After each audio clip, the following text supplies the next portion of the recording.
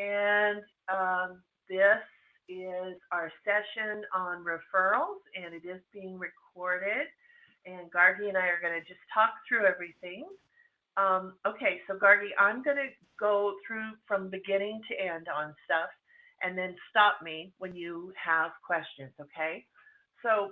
Okay, so I'm on mute, but if I have questions, I'll just unmute myself. But otherwise, just keep going. I'm taking notes too. Okay. Okay, great. All right. And since we're just going to use this internally, I won't worry about background noises or us interrupting each other or anything else. So it's all good. So under referrals, there are three different areas we need to talk about. First one is referring entities. And that is something like a hospital system, a physician's office, an organization like the Kidney Foundation, or any group, if you will. And then there's the referring individuals, which is within that big group, who is actually making the referral. And then there's the referrals themselves. So I want to talk about all three because all three of these are things to be addressed, and they all kind of fit together. So let's talk about why they all need to fit together. Part of what makes the system really work from the healthcare perspective is that they want to not only know what happens when they make a referral. For them, it isn't just about getting a person into the DPP programs or into any other program. It's about getting people into the classes, finding out what happened, and then getting feedback as to what happened with those referrals.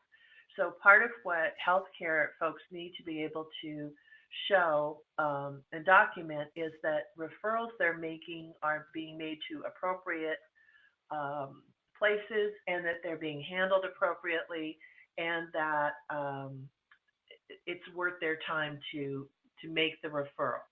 So what we do is go through this process of setting things up so that we can then, when we get that referral, track the information appropriately, and then you can send it back to the referring entity and the referring individual. So it's all about setting it up so that not only does it work from your perspective, Gargi, to get people into programs, but it also is going to work from their perspective to have the documentation of what they're doing. So let's start with referring entities. So it works like everything else does, in that you tell the system what you want to do, then you do it, then you save it. So I'm going to add an entity, and I'm going to call this entity, I'm going to make one. So I'm going to call it the DC Doctors Group. Okay, and it is a health system. If it is connected to one of the other health systems that you've come up with and put in your system under configuration, like if it's a Kaiser or a MedStar or whatever, then you can connect it to that health system.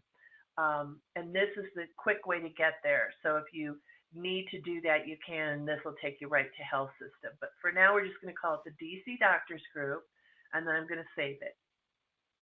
And we got a blank one in there, so I'm going to get rid of that. Okay, so now we have one entity, which is our DC Doctors Group. And you will have, hopefully after your presentation, you'll have several of them in here. But that is the referring entities. That's that umbrella. And it can be a health system. So DC Doctors Group may be its own health system, or DC Doctors Group may be a part of MedStar. So you can do it either way. Now, under that referring entity, you're going to have referring individuals. So we're going to add an individual, and we're going to say that this individual, and we're going to say it is nurse. Lindsay, 1 second. Can I just have you go back to something you said? Yes. Where you said it could either, the DC Doctors Group could be like on its own, or it could be part of, like, say, MedStar. Can you go back to that and explain that a little bit more in terms of how, or come back to it later? Sure, I'll do it right because now. Because I think that's one of the things that I actually have questions about generally, like with the organization and site, like, you know, how do you kind of, the way that you have an organization and then you have sites under the organization, how would you do that with this particular, because we're going to need to do that. Great, I will show you. That's a very good question. So I'm going to show you on this little graph. So what we're saying is, when you look on this left-hand side, you see how we have the organizations, and then under the organizations, they're related to sites. Well, within the referral system, which you see on the right-hand side, the health system can be the same as the entity. So you might have MedStar as the health system, and then MedStar might also be the referring entity. But MedStar is so big that you might say, okay, it's MedStar, but this is the MedStar North as opposed to the MedStar South, as opposed to the MedStar Doctors Group. Okay, so the health system is like the overriding umbrella. You don't have to attach it to a health system. Where it comes in handy to attach it to a health system is if you're working with a big, let's say a MedStar, because that's the only one I can think of the name of. MedStar would probably like to know about everything that's happening that is related to their organization. And so that allows you to pull all that data at once. You don't have to do it that way. You can work just with the referring entity, and then you might have 5 or 6 different organizations under there, and they might not need to be connected to a health system. So part of it's going to depend, Gargi, on if you think that whatever you think is going to be the most worthwhile, and it may be that it isn't until you actually meet with some of these folks that you're going to determine that. I know for us in Colorado, what we found is that we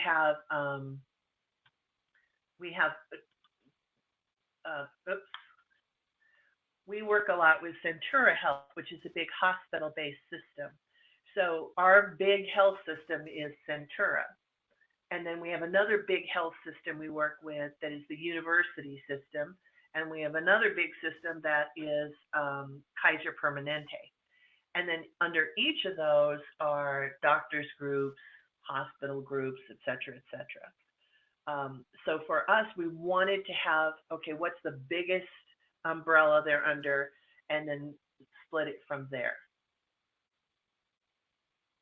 But if all of your referrals are coming from the same place, so let's say MedStar is going to do everything, they're going to send everything from one location, then it may be that the health system and the referring entity are going to be exactly the same. Does that make sense?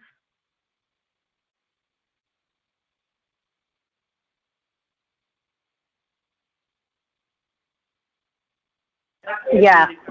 Mm-hmm. Oh, it does. Okay. Good. Okay. So then what happens then under this referring entity is then there are the people that are actually the ones that are generating the referrals. And so that's the part I want to talk about next. Before I go there, though, let me show you where health system is located on your system. It is under configuration, and there it is right there. So you check that, and you can add a health system. So just for grins, I'm going to put MedStar in because I know that one. And I'm going to save changes. Now you can get rid of this later if you want to, but it's just that easy to add it in. Okay, so then when I go back to referring entities and I have our doctors group, then I can pull down from the menu and MedStar is an option. Okay. So now you've got the big umbrella, which is MedStar. Underneath that, you've got your doctors group. And then underneath the doctors group, we added Nurse Jane, who is with the doctors group. And we can put in her contact information. And we can put in the phone number, fax number, address, anything else we need. Okay. Now, we may also have another individual from there, which is, let's say, Dr. Bob. Oops, let me try again. There it is. Dr. Lindsay, what about if you already have, like, you don't want to create a new person, but you want to put them as a referring individual? Like, so we say we have somebody that's already, like, had been entered as a person under the people area for something else. Like, maybe they're also the coordinator, workshop coordinator for a site or whatever, right? So how do you make that person, instead of entering them completely as a brand new referring entity, can you make them, because I haven't seen like a checkbox for referring person, but is there some way to do that? There is, sort of. So there is, you can't make them necessarily a referring individual.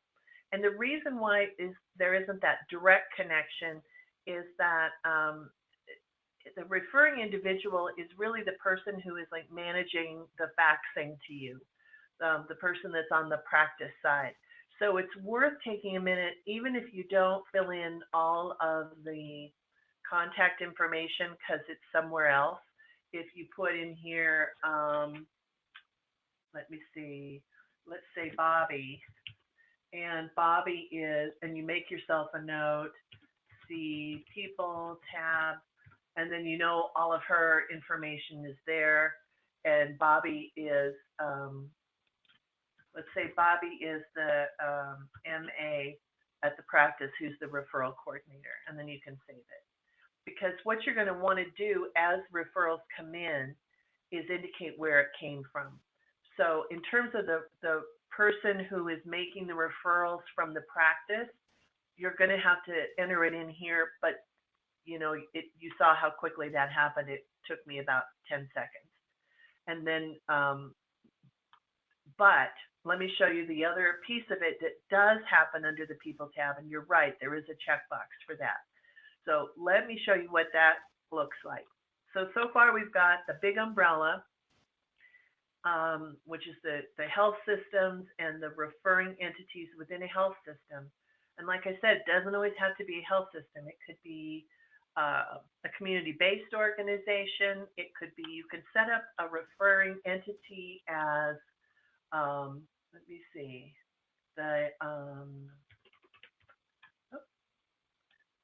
as the health fair.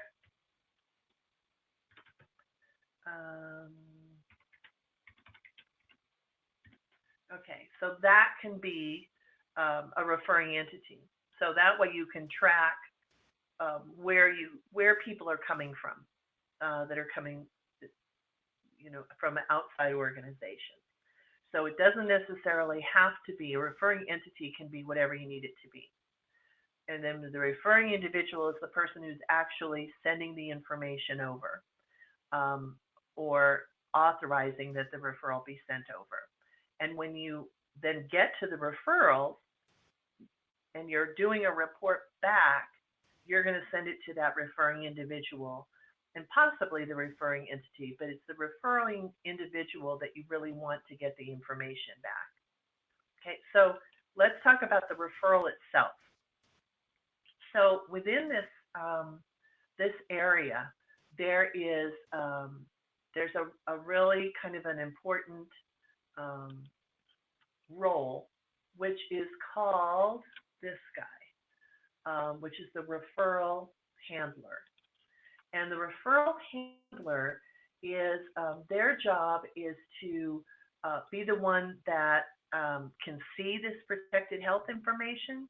They're the one that follows it up, makes the notes, and then can generate all the information and can print the information out. So a referral handler is a really important role, and it's one of those ones that we want to talk about how you want to structure that within what you're setting up with the people that you're working with. So this referral handler role, how you designate who's going to show up on this is in this way. You're going to go to the People tab, and it is right on, it's one of the check boxes. So I know I'm going to put you in, Gargi, as one, so you can see how this works.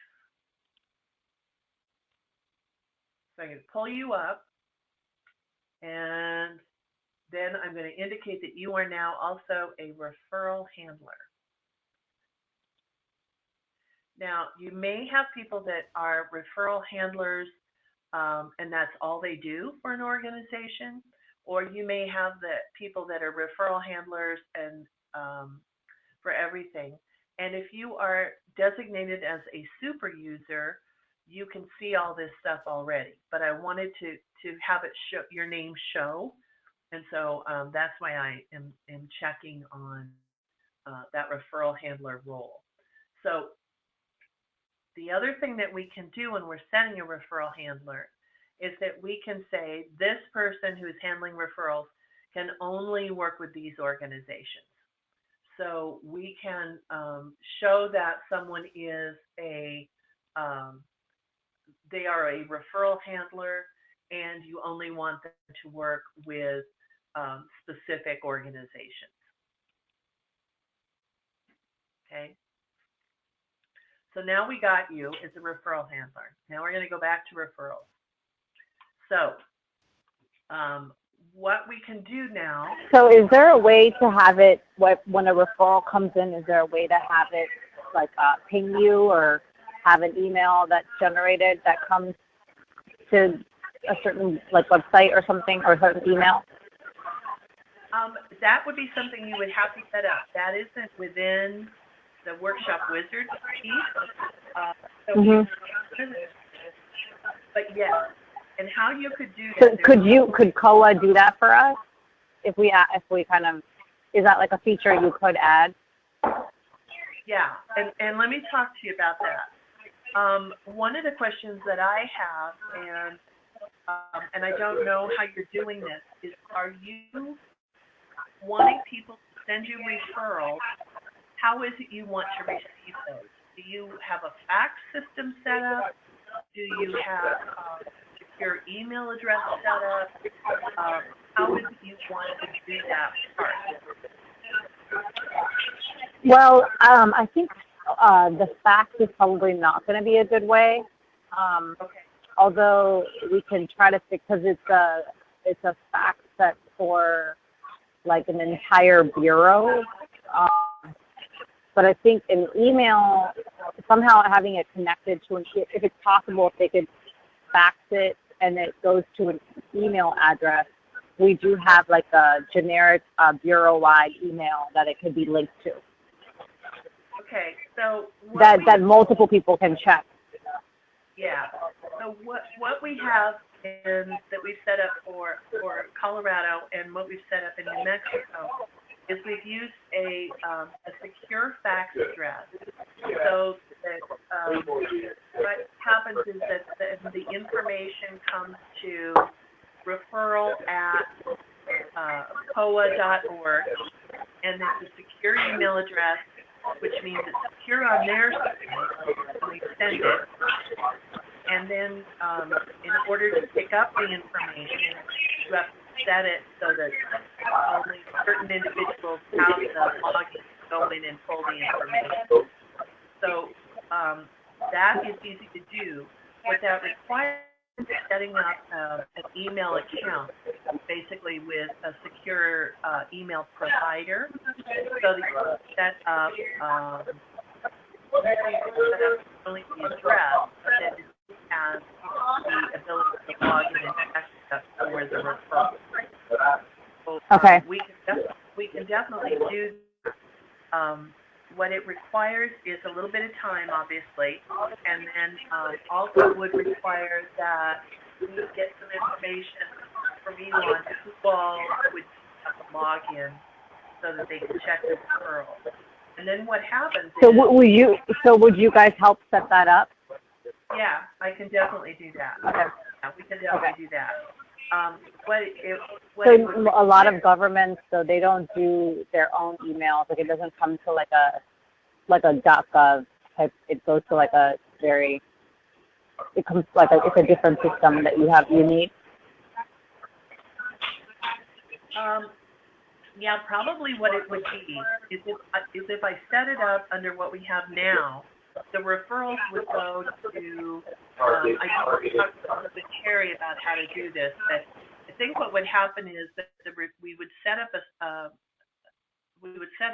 an email system through a company we work with called LuxSite, and those that's what they do is secure email systems. And so what would happen is you would then have an address that would be referral at coa.org. And then what would happen is that would be the address you would use for everything. You would have, and we might have it be something different, like referral at DC Workshop Wizard or whatever the address is. Then what would happen is when a referral came in or a message came in, you would get an email saying, check for referrals.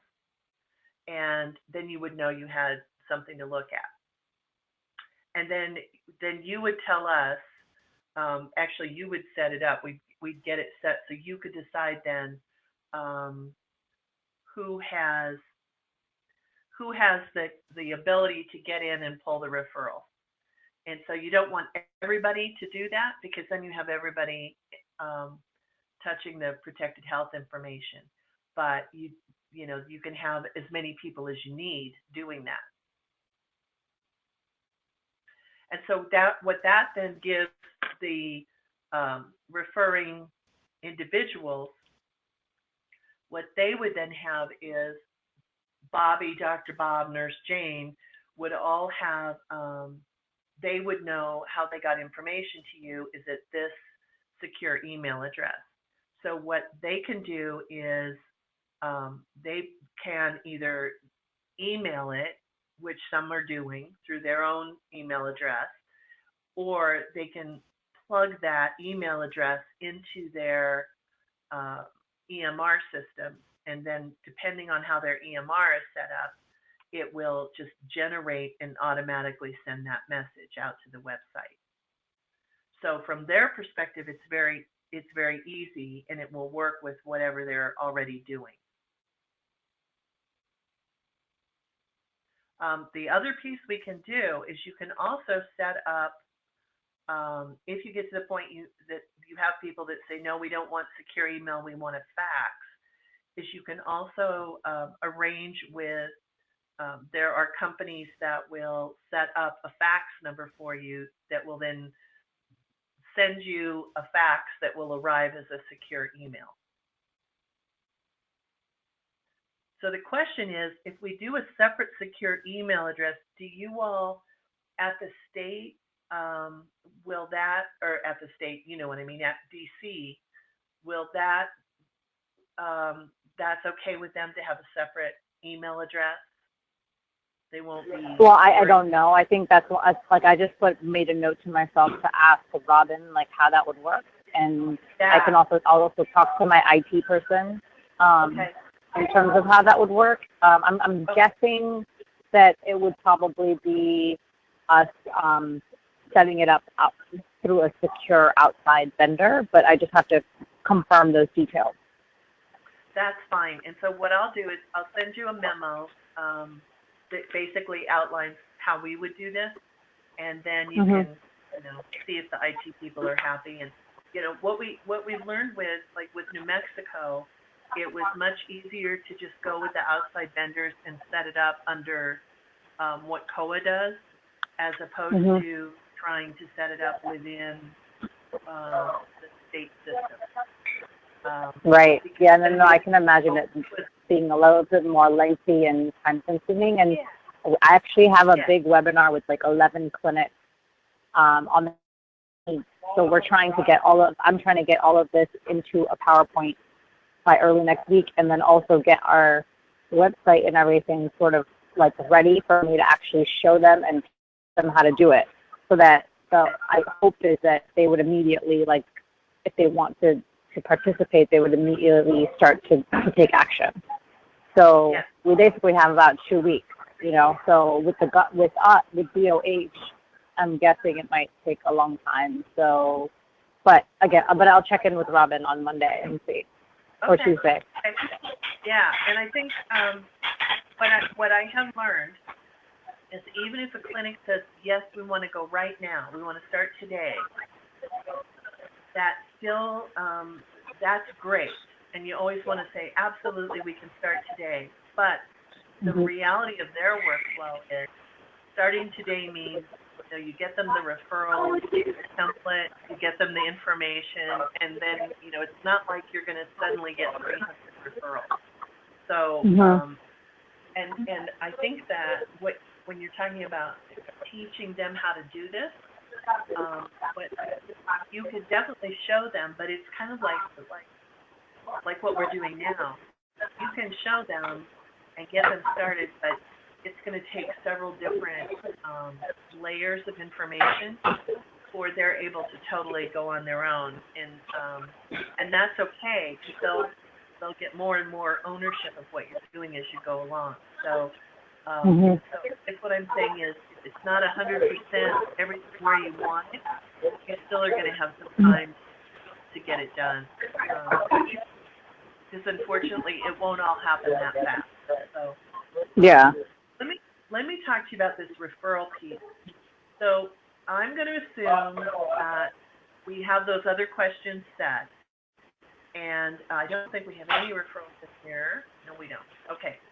So what we can do from the referral screen is we have a number of different ways we can search. So we can search by a name.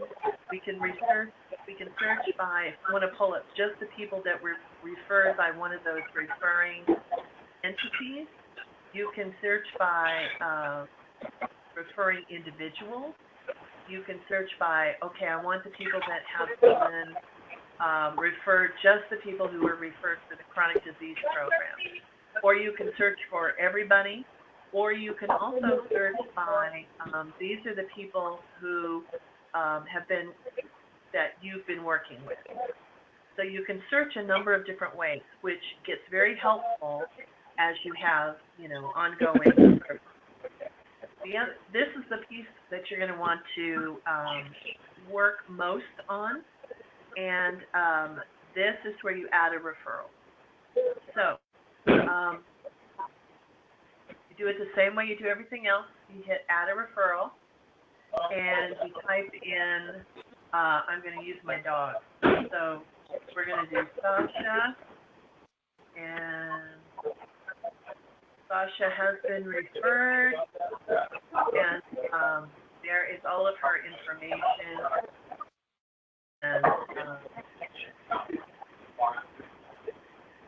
and then we can put her phone number in.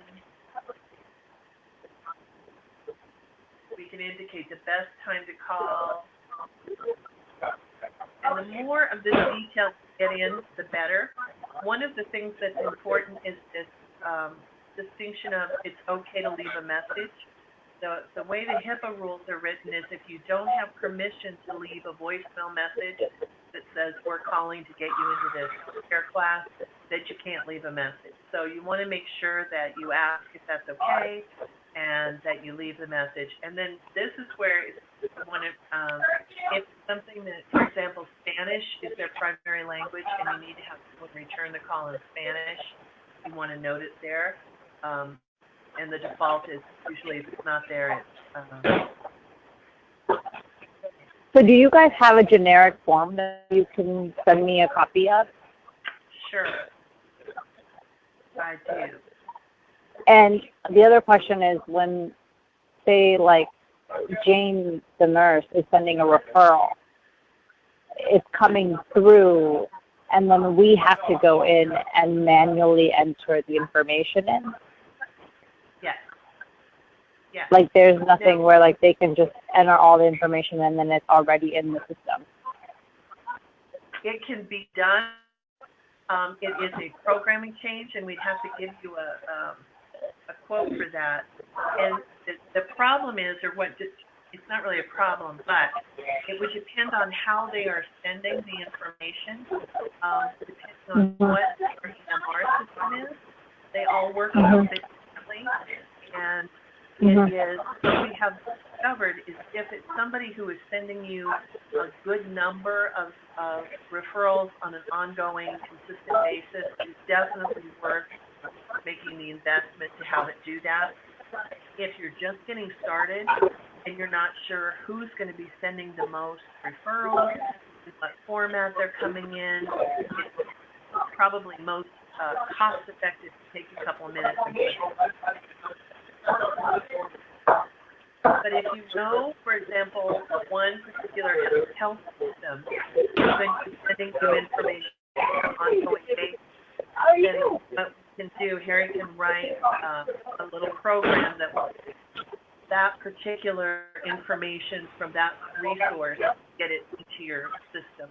And we do have that in New Mexico and as well as some of the Maryland areas. So it really depends on. And it works because they just enter the information and then send it versus having to fax it in or whatever. Well, what happens is they're entering the information on their side, and then they're sending it from their system. Okay. And then there's something that kind of okay. And then something indicates for us on our side when we're looking at it, it somehow shows up as a new referral. Right, and you would get an email that said you have new referrals in the system. Okay, but then you can also go in somewhere and look at the new referrals versus the ones that have already been kind of addressed. Right, and you would do that through this. You would do that through the through that search engine that we talked about. Do you have an approximate sense of how much that would be? It's going to depend on how they're sending it, and so we would need to get information from them on and if it work. It really depends a lot on how they're sending the information. So if they're sending it through an EMR. Well, there's about 300 different EMRs.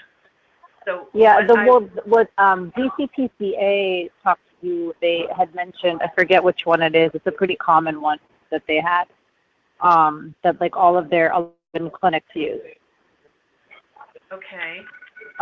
So even if we say we just set it up for one, that's like a fairly common one, like.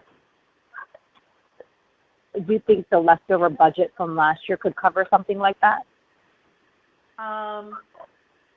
Probably. Let me check with Harry and find out exactly what he needs to do, what it takes for him to set up that automatic piece. Okay. Because I think whatever can be sort of, however many pieces we can remove from manual entry, I think would be helpful. And it doesn't need to be integrated with every single EMR, but maybe at least one big one if we're working with a larger system, like DCPCA, which has like 11 clinics under their purview. Okay. What we might do, is once you know and you have a contact person there and all that kind of stuff, what we could do is we might want to get some information. I know in New Mexico, for example, stuff is up because there's a community organization. It's not even a medical clinic. But what they do is they send us large quantities of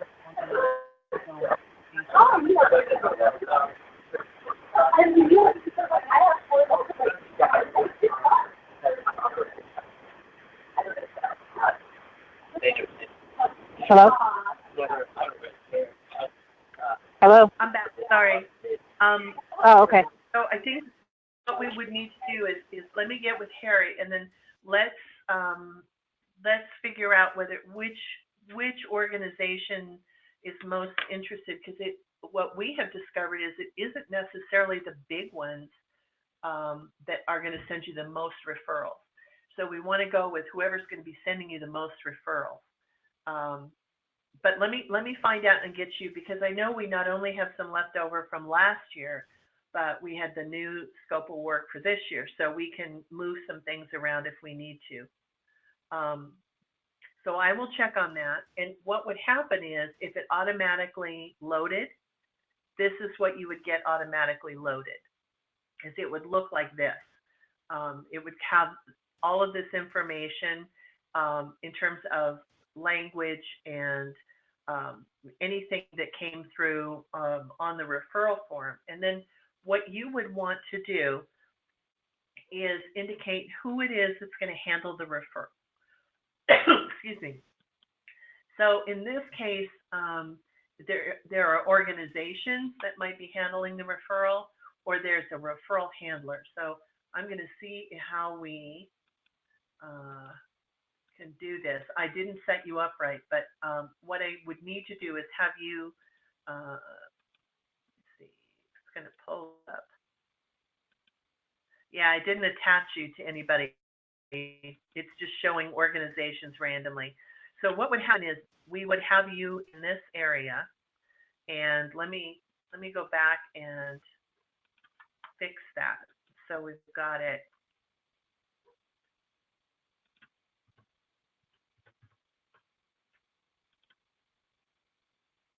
Okay, so I've got DOH. I'm going to just, I'll switch you back, but I'm going to put you there. And then I'm going to go to referrals. And I'm going to go to general. Let's see if I have anybody. Okay, there's Sasha. We just put Sasha in. We've got Catholic Charities, and now we know that you are the handler. So how this works is, if for example, you have an organization that is going to help you work with all of the referrals. So it may be you, or it may be somebody else on staff, in which case we would have them under Department of Health or Office on Aging. It may be that it's an outside organization, but whatever it is, here would be where you would indicate that. And then up here in this section is where you would track the enrollments. So we know that this red field means that it is something that is a mandatory area. It's going to prompt you if you don't have it filled in. And what is happening is, this is where you indicate what the referral was that came in. Now, that doesn't mean you have to enroll them in that referral, but that's the starting point, so you know, and so you can search for them. And then what happens is, you're going to put the referral date in here. This is something else that'll auto-populate if we get it that way.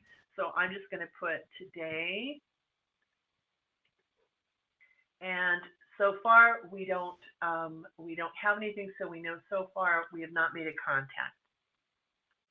Okay. Now, as we work through contacting them, we're going to note all of that in here as well. So we're going to add a contact. So let's say today you're going to call them. The result is that you made a contact.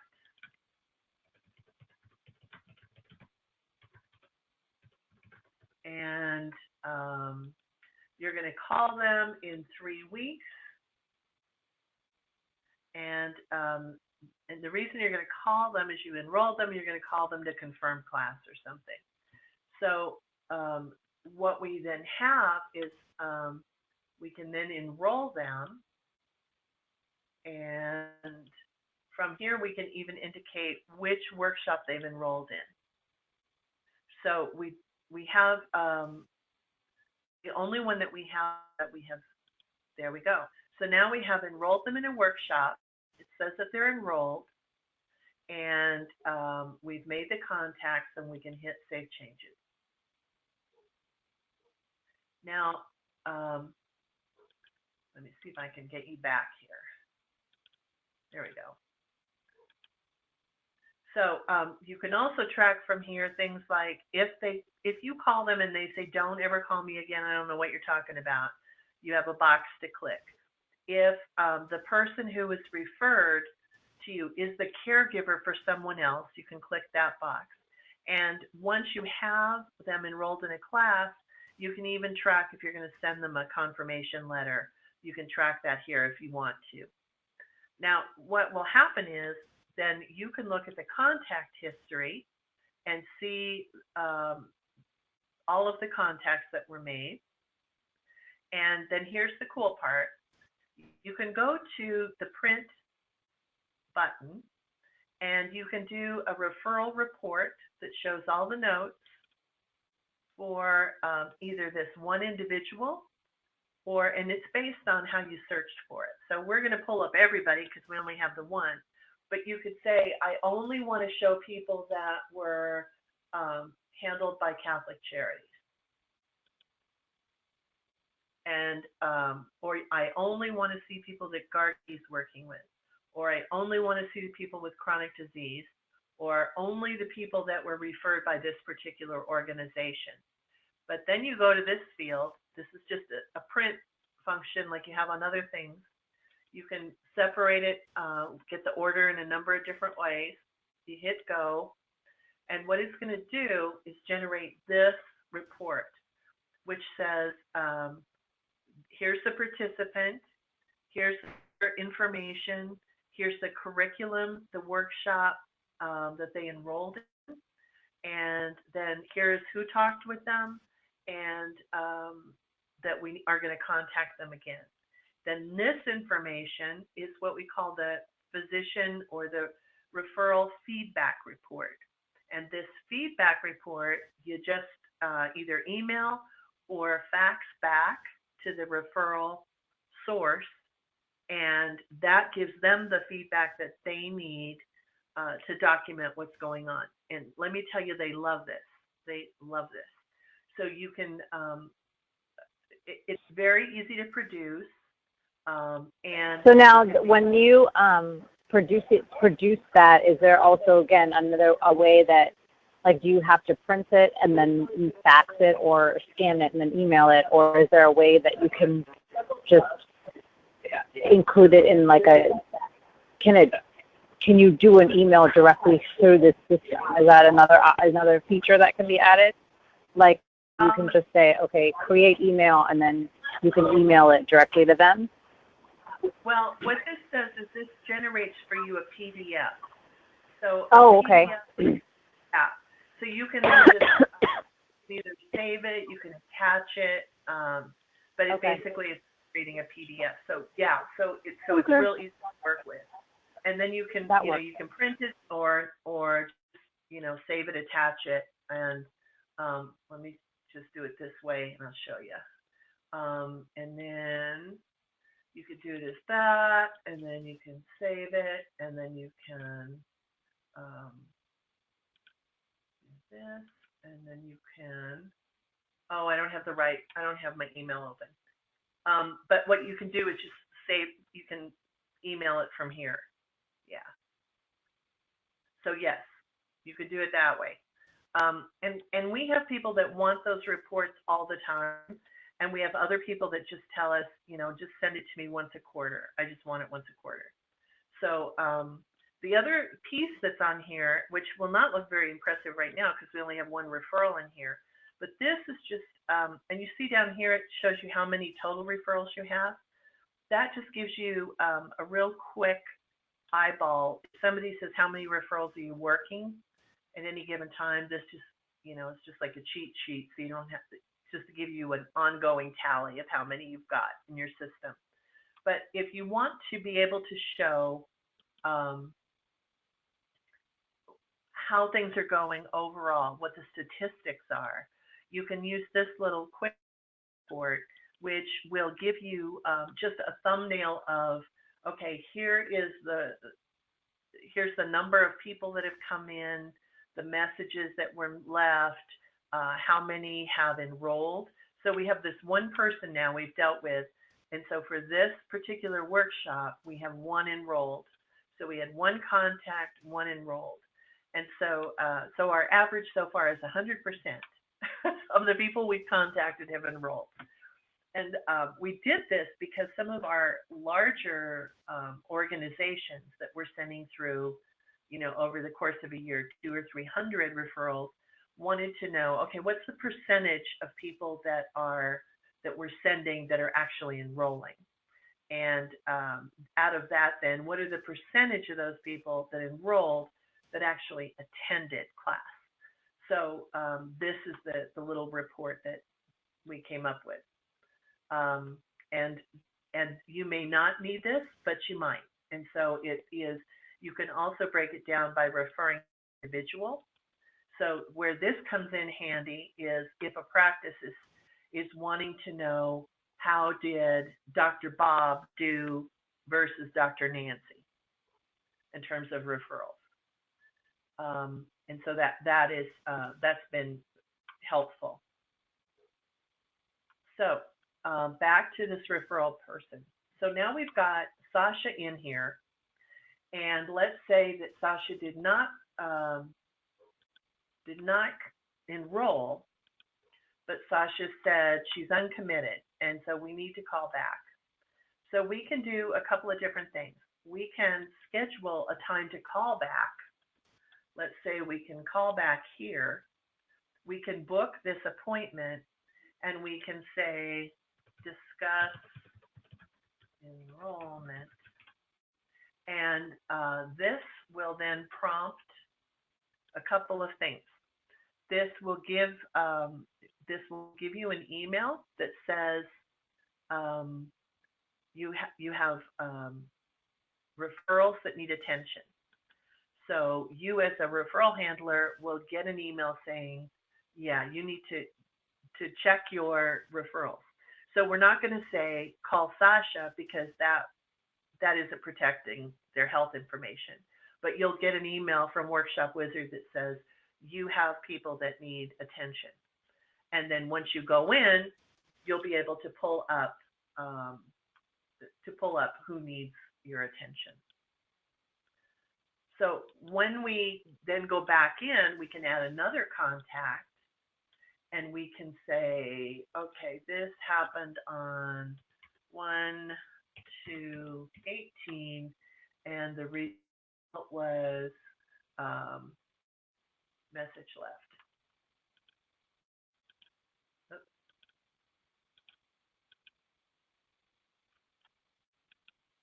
And then we can say, okay, let's try again.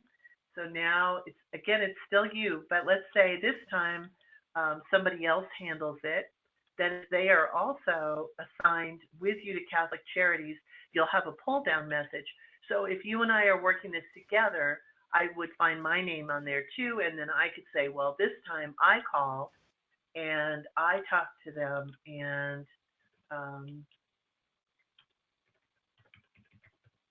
I enrolled them. So just to kind of make sure I get one part of what you said, if I go in originally for Sasha and I have said I'm going to call in 3 weeks, do I get a reminder? Did you say, okay, it's time to make contact, or you just have to kind of keep checking?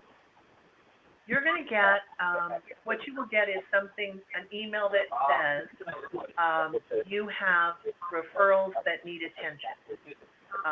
Check your referrals.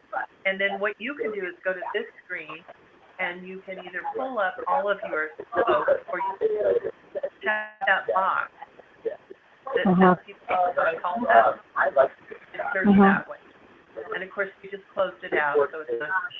But you can either pull up all of your folks, or you could pull up people for stuff. We use this a lot when we're doing like reminder calls. So, okay, everybody that is going to start that class on January 20th, we're going to call today. Or we're going to call everybody that is waiting to get into a condo class. And, you know, so we have many different ways you can pull things up, but it won't share the protected health information with you. So it will prompt you to check your system. Okay. So what? Hey, Lindsay, can we just take like a 5-minute, like a 2-minute break? I just need to run to the restroom. Oh, that's fine. That's fine. I'm going to pull up another site to show you. So, okay. Okay, I'll be right back. Okay.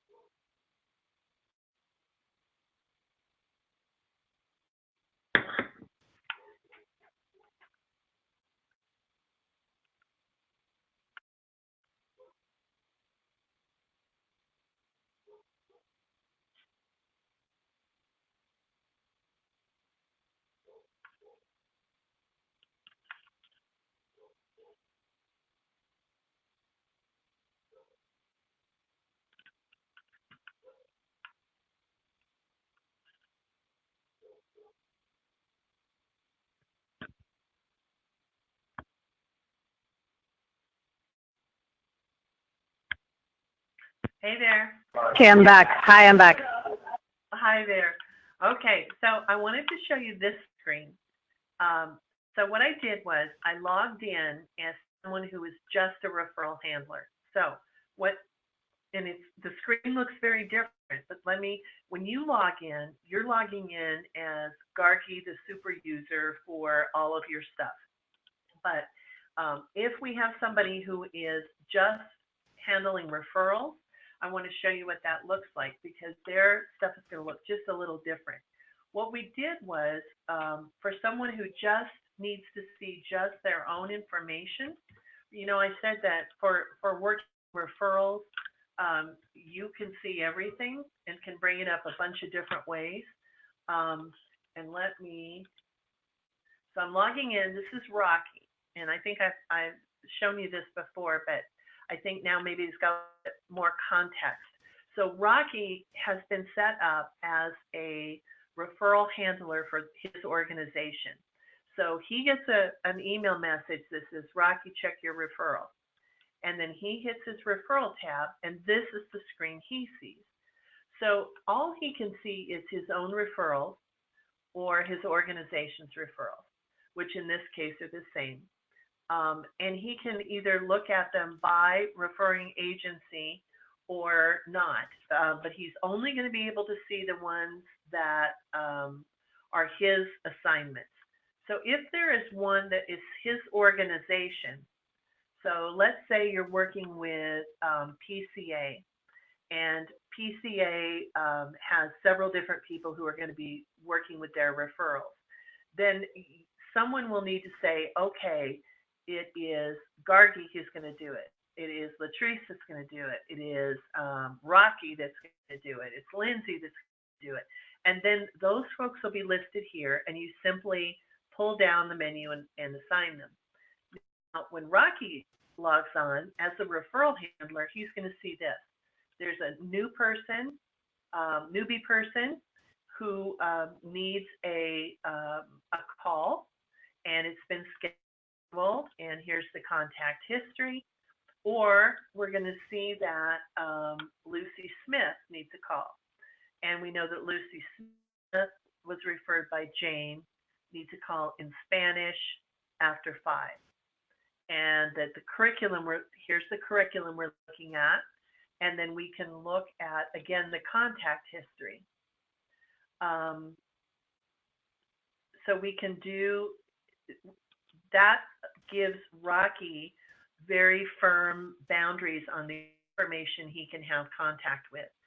So depending on how you want to set this up, Gargi, if you guys are going to be working the referrals, or if you're going to ask someone outside of your organization to be responsible for handling their referrals, you can do it either way. What happens then at the bottom of this screen is these are all of the closed referrals. So these are the people that have been registered.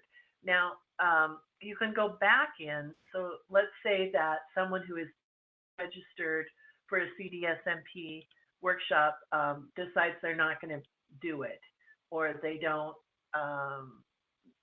start the class, and instead you're going to enroll them for a different class. Then you can do that as well and keep track of it that way. But what this does is really gives you a way to see everything that you've worked on, to see what you need to do next. If something's on hold, that basically means you're waiting for, they're on a waiting list, for example, until you have availability for a chronic pain class in Spanish in their neighborhood or whatever. So that means they aren't enrolled. They didn't tell you they don't want to be contacted again, but they want you to call them back. So, and then these are the ones that are due a check-in. But see how much easier this is for someone who is just working referrals.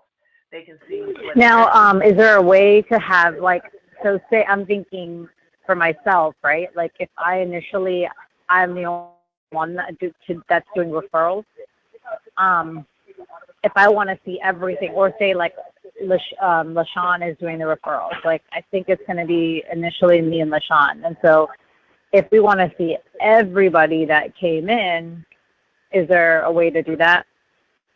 Absolutely. And everybody that we need to kind of work on. Yes. So how you would do that is let me show you.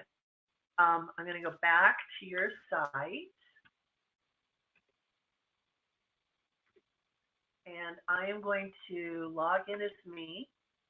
And then what you will see is, because I don't know if LaShawn is set up as a super user or not, we can set her up that way.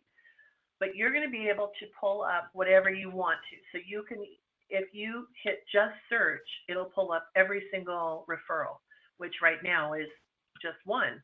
But if you, as you're getting them, so you might have a whole lot of names in there.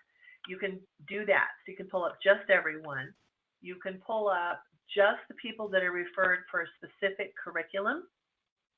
So, for example, if you're enrolling now for diabetes and chronic disease, right, are the two you're working with most? Yeah, and Tamondo. So, like, for example, with Tamondo, we have a lot of different models going on right now. So we have Tamondo. We have somebody that is actually like is going to be doing it as part of a grant, and so they are going to be managing their own referrals. So, okay. Like they would, so one. I don't know if this is helpful for you at all, but we have CDSMP, we have diabetes, but then we also have Tamondo. And one way we would be using the system would be to have like a Mary Center, for example, would be potentially wanting to, they may use this to send referrals within their system. So the referrals could go to from their physicians to a handler that would also be at Mary Center versus us, Right. So they would just kind of internally use it to communicate internally. Right, and then that gives them. Let me show you how you. I mean that may be down the line. Yeah. Right. They might just kind of use that.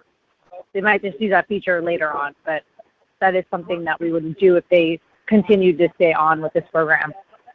Absolutely, and we have other states that are doing exactly that. And so what we would do is set them up to be a referral handler for just their own organization. And so they would only see, and then we could have it so that others could see that information except for you and LaShawn, and then everybody else would, so that will definitely work. And then they can just their own stuff. That's all. So for your purposes and for LaShawn's purposes, you could pull them up so picture there's 100 people here. You could either pull up them by who referred them, so like if you wanted to get a feel for how are referrals going for the health fair group as opposed to the doctor's group, you could do that. You could also pull them up by which workshop you're working on. You could pull them up by handler. You could pull up just people who are due for a call back. So you have a number of different ways that you can pull up people who were enrolled. So you have a number of different ways that you can pull access, so you can pull subgroups to look at, or you can just hit search and pull up everybody. And so you definitely can do that. Another quick way that we use it sometimes is to pull up everybody and then pull up the report that just shows us, that gives us a good snapshot of, and then we can do it by referring entity. And so it'll group them by this practice versus this health organization versus this community organization, and it kind of separates it out for us. So, so you have a lot of flexibility in terms of how you guys can manage this and see all of it. How you do it for, if you had somebody that was going to be working, handling just their own internal work, then what you would do is you would set them up as a referring entity. And let me show you how we do that real quick. So I don't remember their name. Give me their name again, the entity, organization.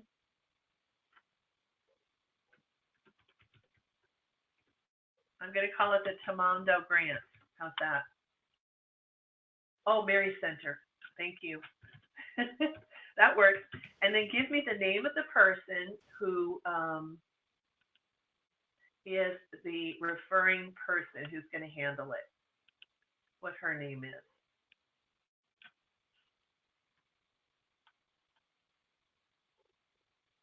Ingrid. Okay. And she is with Mary Center. And then I'm going to save changes. Then I'm going to add another one, and I'm going to say Anna, who is also with Mary Center.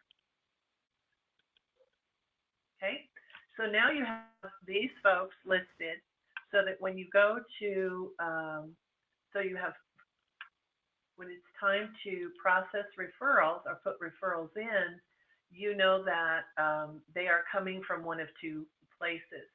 So let's,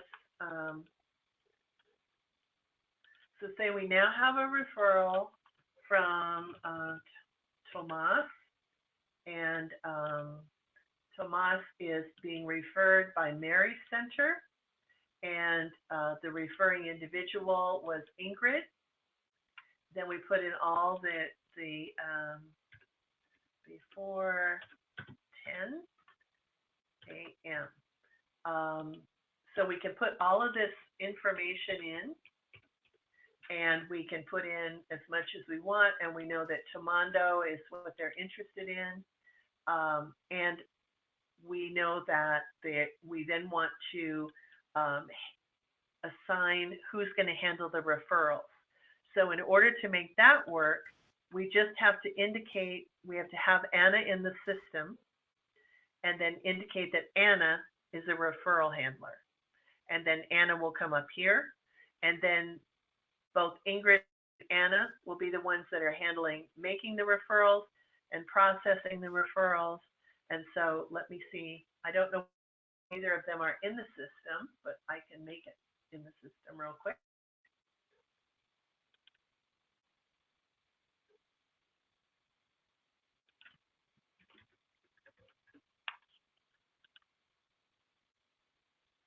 Okay, so I'm going to add her.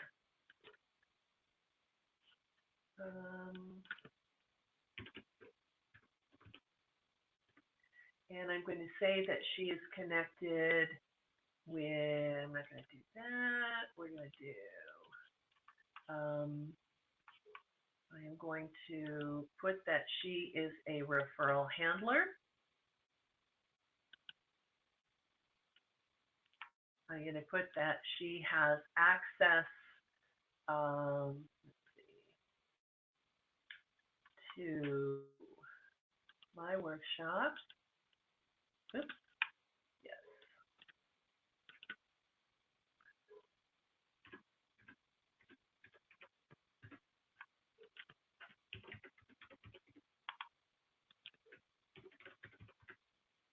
Okay. Now we can set, now that she has a login, we can say we want her to have that. Oh, Anderson. Okay. Okay.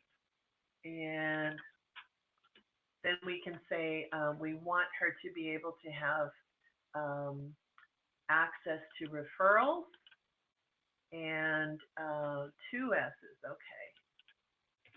And then we have access to referrals, and that's all we want her to be able to see.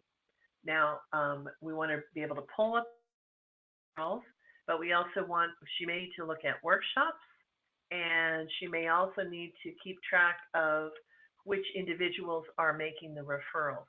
So let's give her that, just as, you know, I'm just making it up, but that gives us a place to start. And it's going to save it for us. And then when I go to referrals, and we look at Tomas, then I'm going to know that one of the handlers I can put in, oh, I didn't do it right. I didn't attach her to an organization. One of the organizations to be here. So let me go back and do that.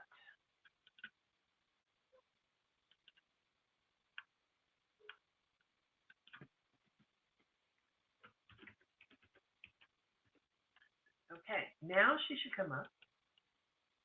There we go. And because I'm going to put her in, let's put her Department of Health. Now, obviously, you're going to want to go back and we have her access. I'm going to change her to, okay, there we got her.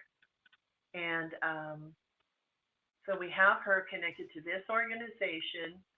We have her as a referral person. We have her as a referral handler, and she has access. So all of those things are necessary for you to set her up. And then you can then she has access. She can log in. She can look at the referrals that are assigned to her. So she's got Tomas, and we're going to say Tomas is going to be a Department of Health, and there is Ingrid. So now we know how those two are connected.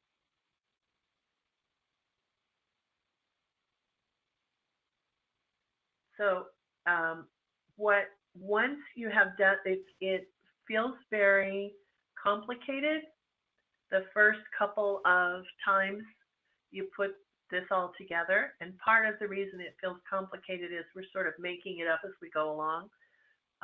But once you have, as an organization, Mary Center, and once you start at that point, okay, you got an organization that's Mary Center. You have Anna and Ingrid as the people. You indicate they're going to be the referral handlers.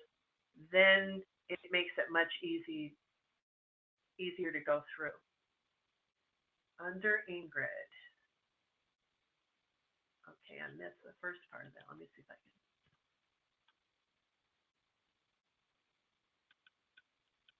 Okay, can you change the enrollment and curriculum to Tamando versus Tamando Leader Training? I could, except that I do not believe you have Tamando as let me look at your curriculum. So far the curriculums that you have in here are chronic disease self-management. You've got the master training for CDS-MP, but you don't have a Tamando class yet. So I'm going to add that for you. And how you do that is you add curriculum, and the name is Tomando Control de su Salud, and that is going to be Tomando Control. And it is a workshop. And then here's the trick that we learned that I was able to find yesterday. This is one of the whole Stanford CDS-MP groups. So you put it under that group. It's an in-person class, and then you're going to hit Save Changes. Okay, so now we've got Tamando as what it is, or you can just say Tamando instead of TC, keep it with the other one. But now you've got the chronic disease, diabetes, and Tamando listed in here. Okay, and that's the one we did yesterday. So now you've got that configured. And so then when we're doing referrals, if we're looking for Tomas, we have the ability to say, no, he just needs a Tamando class.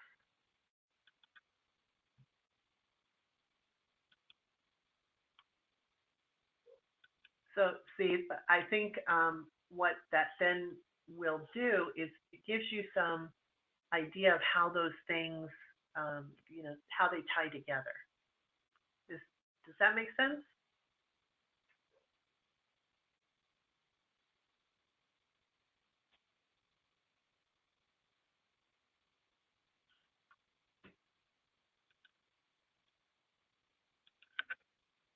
Good. Okay. And then I'm going to go back to Ingrid. And we know that she is actually not a Department of Health person, which means we need to put her in the right organization. So what we will need to do is add an organization. So you go to the organization tab, and then this is Mary's Center. And I'm assuming this is a health organization, and it's going to want an address, so I'm making it up.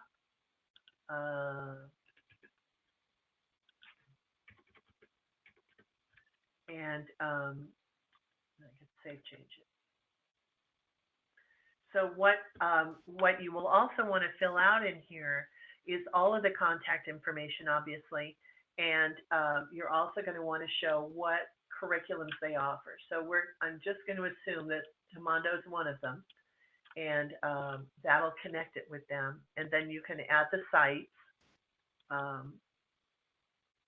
But then we have it as a real organization now.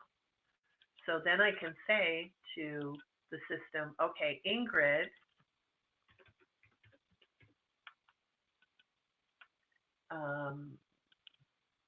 is with Mary Center.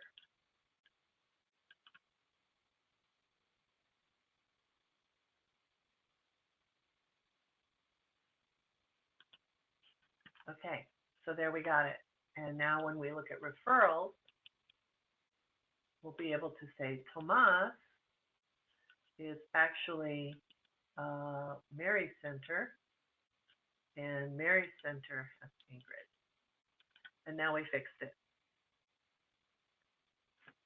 So as you're putting in, when you're meeting with all the groups, and then you have 10 or 12 that are interested organizations, that's the time to get the organization in, and then you can kind of build out from there. Okay, from the organization, then who did I talk with that's interested in being that connection, and then build it out from there. And then because we do have some flexibility in the budget, what we could do is once you know from those organizations who it is that's going to be responsible for the referrals, either making them to you or helping you process them all, then that might be the time to set up a webinar for that group, that smaller group, and we can, talk about the workflow and all of these logistic pieces.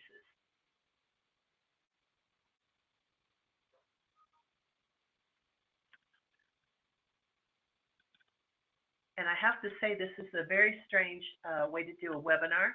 I feel like I'm talking to myself. I know I'm not. But I'm wondering, do you have any other questions? Anything else we wanted to cover? No. This is, no, I'm totally following along, and it's great. Okay, so, good. No, it's just. No, I was just listening. I didn't want to interrupt because it's all flowing and it makes sense. So I don't really have any questions on this aspect. I think a lot of times it's just a matter of being also able to play around with it. Yeah.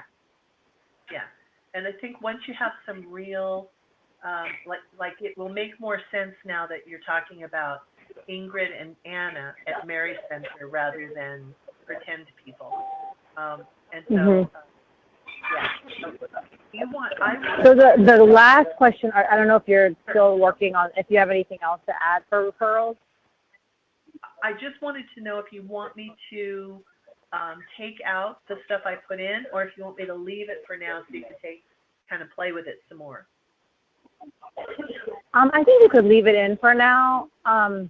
The question I had for you, that's fine. Yeah, the referral stuff makes sense. I think just like with all the other areas, I think it helps to be able to just play around with it and figure it out yourself, a little bit. So I think once I start entering people and playing with it, it'll make a little bit more sense. But the question I had for you is, I forget where I have seen this, but we were trying to figure out, we're trying to think through a system of being able to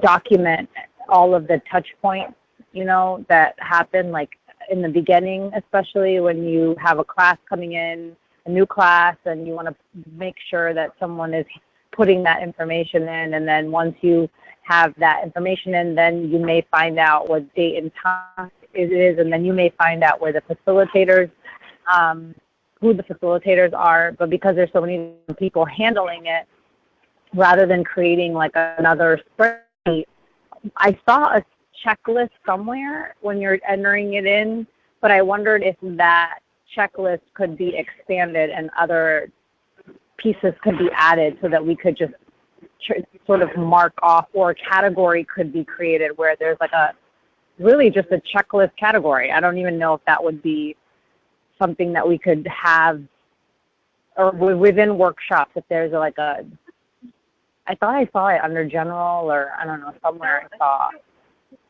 There are a couple of things that there's this paperwork way to search for things. Yeah, but and it goes with this little. Yeah, that's what I saw. And I wonder if aside from paperwork, there was like another, like I don't know if you can create like another tab, or make that paperwork tab a little bit more broad, like paperwork, and I don't know, like I haven't figured it out completely myself, but, or even just within paperwork for now, if we could just even add like, because I guess it is essentially paperwork, like if we could have like a section that says, you know, organization, basic organizations or site information added, check, and then what date received, and then who did it. And then if we could have like date and time of class entered, and then date and time received. And because, and I don't know if it makes sense why I'm asking, it's just that sometimes these things are happening at different times. And right now I'm basically the touch point for all of these things. And if we're scaling up, I can't be the central person. But we need to make sure all of these things are entered without me sending, like right now I send like 30 emails to make sure something is done, you know, to different people to make sure, hey, can you do this? Can you do this? And then following up on that.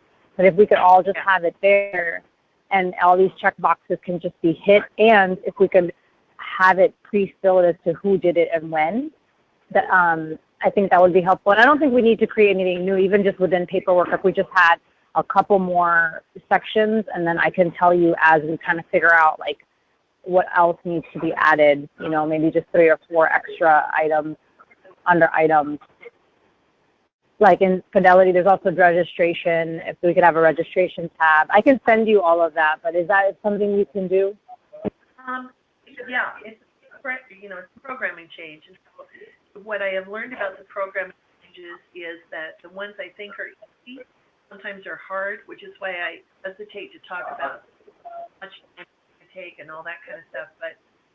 But yes, it can be done. Anytime, could create a little short section and comment section. Say that again. You're breaking up a little bit. Okay. If you are short term, you could, if there's like 5 other things you want to track, you could type them into an copy them and paste it in the comment section. Yeah, but so you're saying that it can't be done? Because I think the comments, is going to be challenging. I just want the check boxes there to make sure that it's done and who did it. It can be done, but it's a programming change. So I need to get you a quote on it because... Okay, that's fine. Yeah, I think we have some budget left over, so I would love to use that for these types of things that make our flow a little better. Yeah. But in the short run, until we get that done, you could set up what you want in that paperwork comment section, which would at least give you a way to start tracking it. The other thing you could do is you could set a survey and put all of the different, basically put the checklist in. Let me show you. You could set in a survey format. Yeah, and you could do it as a new workshop checklist. and have it just be a, you could have it as a multiple use because you have what you do before the class, what you do after the class. Yeah, actually, that might be something that that might work, especially in the temporary, and see how that works. And then we may not need to add anything else. Yeah, and then because the survey is so you could just put it as a and that's the thought. But I think you're right about the idea of doing that as part of a checklist. It's on that paperwork tab. That makes sense. So I'll find out what that is. But this gives you a couple of ways. I mean, we could even create a checklist based on who's handling it. Like, here's your checklist. If you're like a workshop coordinator checklist too, like whoever's the coordinator, here's your checklist, and then and then overall, yeah. So I think that might be a good use. And then once we figure out like if what is it's too much to put in the survey and we really need it in the other place, then we might ask for a programming change. Yeah. But for now, I think the survey will work. I just need it somewhere so that we don't have to create one more spreadsheet that then you have to manage. So. Exactly. So you can have Ingrid's new workshop checklist, LaShawn's new workshop checklist, Robin's new workshop, so you can have them all that way and then compare notes. And then if you needed to, you can even print out those, you can print it out so you can keep track of it. Yeah. But now this is where they get created, and then where they would get where you keep track of it is in a different spot. But this would give you the opportunity to create the checklist. So that would do that, and then you'd have to go down here to actually put the information in. That would give you the format of the checklist. So you would have that. So, yeah. Okay, perfect. That's awesome. Thank you. This was helpful. Well, good. I'm glad. Well, now I hope you get the rest of the day off, right? Well, yeah, I actually took the day off. I have a doctor's appointment later or a medical appointment later. So it was a half day anyway, and then I was like, I'm the only one I think that hasn't taken any time off in the last 2 weeks, and I'm getting sick today. So I was like, I'm just gonna just take the calls in the morning and call it a day. Yeah. I understand. Well, I will send you the link to this so you guys can use it internally. And then I'll get back to you on this other stuff. In particular, I'll send you the format of the template, and we'll take it from there. And then I have a couple of things to price out for you, and I'll send that back. Yeah, you know what? For now, don't worry about pricing out the programming unless you would rather just do it now. Because I think we'll try to just use the survey form for now and see if that works. And see how that flows, or if it's too confusing, and then see in terms of like play with it and get feedback before we figure out if we want to really do a programming change on that for that particular one. What I would suggest is on the new workshop checklist, because what you're going to do is attach that to each of the workshops so that it's a reminder, because then when you go in, stop. But what you're going to do is you might then, within the question, indicate who is responsible. So anyway, it gives you something to play with. No, that's perfect. That's actually great. I mean, I think that's going to be actually better than even the programming change, because it allows a little bit more of a fluidity, for changing around stuff based on who's touching it and working with it. Yeah. And then the other thing that I'm going to give you some pricing on is that secure email. That's the one. Yes, that definitely, yeah, for sure. Yeah. And then EMR thing, the EMR integration, because I think that would be really helpful, especially if all these clinics come on board. It's going to be, would be great, but it would also potentially be a lot of referrals to handle internally. So. Yeah. The hard part is knowing how far ahead to work with it. So, you'd hate to, spend gazillion dollars on something for a small turn in terms of But you know what?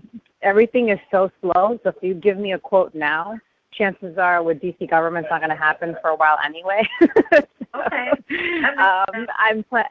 Yeah. So it would just kind of, I think, so I'm not, with the EMR, it's not like a super rush, but just in case someone asks me, like, is it feasible? Like, I just want to know, do we have the budget for it, and do we save the money for it to do it?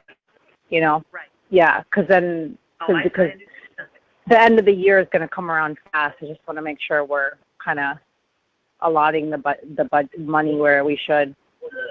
Well, and if you spend like you can, you know, there's nothing worse than leaving money behind.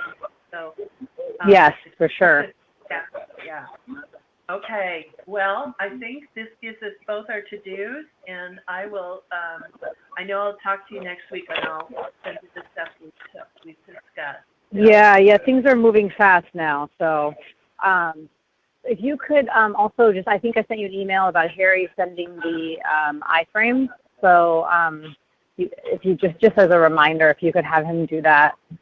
So she can give us that, she can work on that, and Rena can. Yeah, we're set for that. So he'll take care of that. So, yeah, and then I will document all that so that you know where we're at, and we're good to go. Yeah, well, you have a nice long weekend and a new year, and I hope you are taking the rest of the day off also. I am. I got a little bit of catch-up work, but it's catch-up work from home, so it's a good thing. Okay. So, nice. Yeah.